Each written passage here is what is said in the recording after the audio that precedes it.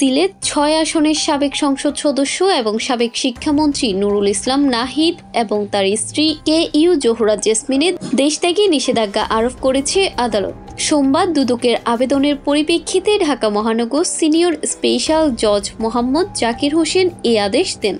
আবেদনে বলা হয়, নুরুল ইসলাম নাহিদের বিরুদ্ধে ক্ষমতার অপব্যবহারপূর্বক নিয়োগ বাণিজ্য, টেন্ডার বাণিজ্য, বিভিন্ন অনিয়ম ও দুর্নীতির মধ্যে সরকারি উন্নয়ন প্রকল্পের অর্থ আত্মসাৎপূর্বক বিদেশে অর্থ পাচার সহ নিজ নামে ও পরিবারের সদস্যদের নামে জ্ঞাত আয় বহির্ভূত সম্পদ অর্জনের অভিযোগে অনুসন্ধান চলছে। নুরুল ইসলাম নাহিদ এবং তার স্ত্রী KU জোহরা জেসমিন দেশ ছেড়ে বিদেশে পালাতে পারেন মর্মে বিশ্বস্ত সূত্রে জানা যায়। অভিযোগের সুষ্ঠু অনুসন্ধানের স্বার্থে তাদের বিদেশ যাওয়া বন্ধ করা প্রয়োজন।